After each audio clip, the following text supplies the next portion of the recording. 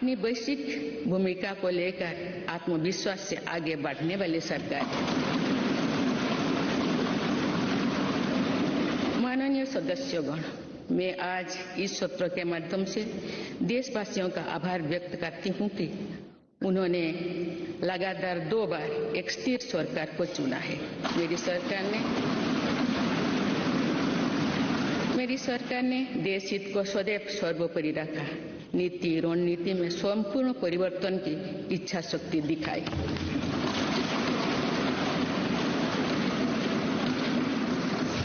Surgical strike से लेकर आतंकवाद पर कठोर प्रहार तक, LOC से लेकर LAC तक, हर दुस्साहस के कड़े जवाब तक, आर्टिकल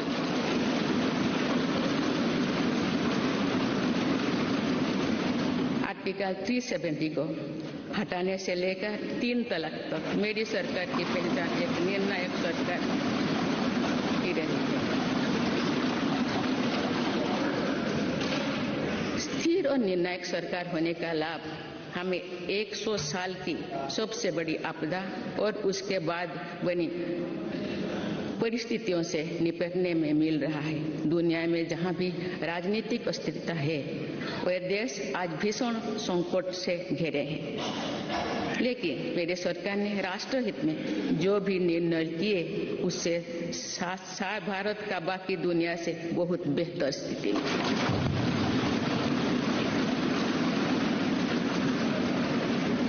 माननीय सदस्यगण, मेरी सरकार का स्पष्ट मत है कि भ्रष्टाचार लोकतंत्र का और सामाजिक न्याय का सबसे बड़ा दुश्मन है। इसलिए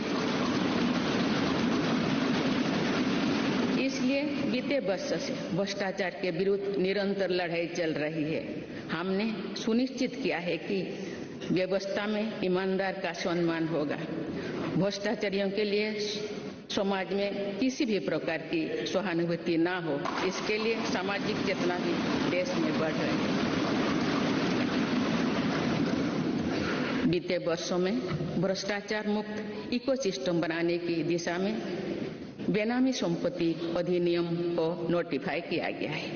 आर्थिक अपराध कर फरार हुए अपराधियों की संपत्ति जब्त करने के लिए फजिटिव इकोनॉमिक ऑफेंडर्स एक्ट पारित किया गया है।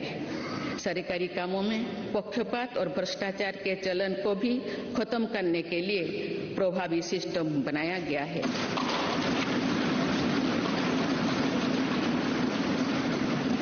आज सरकारी कामों में टेंडर और खरीद के लिए गवर्नमेंट ई-मार्केट प्लेस जैसे व्यवस्था है, जिसमें अब तक 3 लाख करोड़ रुपए से अधिक का ट्रांजैक्शन हुआ है। राष्ट्र निर्माण में ईमानदार योगदान देने वालों को आज विशेष सम्मान दिया जा रहा है। इनकम टैक्स रिटर्न फाइल करने के कोई जटिलताओं को खत्म कर देशवासियों का जीवन आसान बनाया गया है। फेसलेस जांच को बढ़ावा देने की वजह से व्यवस्था में पारदर्शिता आई है और उसे जवाबदेह भी बनाया गया है।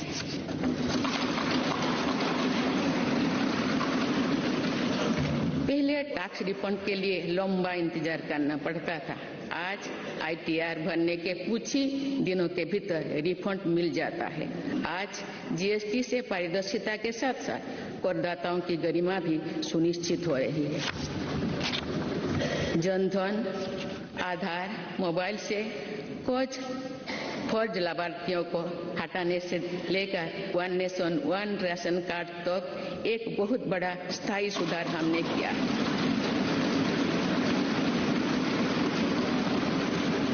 बीते वर्षों में DBT के रूप में, डिजिटल इंडिया के रूप में एक स्थायी और पारदर्शी व्यवस्था देश ने तैयार की है। आज 300 से ज्यादा योजनाओं का पैसा सीधे लाभार्थियों के बैंक खाते तक पहुंच रहा है।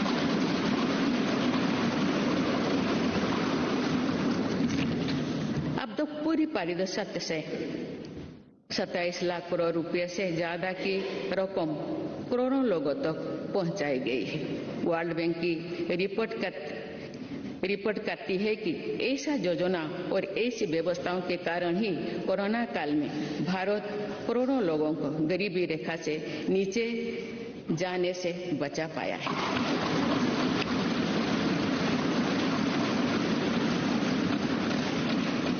जो भ्रष्टाचार रुकता है और टैक्स की पाई का सदुपयोग होता है तो भारत टैक्स पेयर को भी गर्व होता है।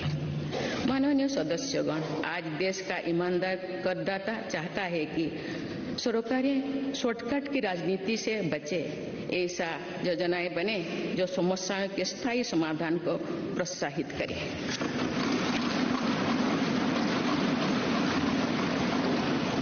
जिनसे सामान्य जीवन का सशक्तिकरण हो। इसलिए मेरी सरकार ने वर्तमान चुनौतियों से निपटने के साथ ही देशवासियों के दीर्घकालीन सशक्तिकरण पर बल दिया है। गरीबी हटाओ आप केवल नारा नहीं रह गया है, आप मेरी सरकार द्वारा गरीब की चिंताओं का स्थायी समाधान करते हुए उसे सशक्त बनाने के काम किया जा रहा है।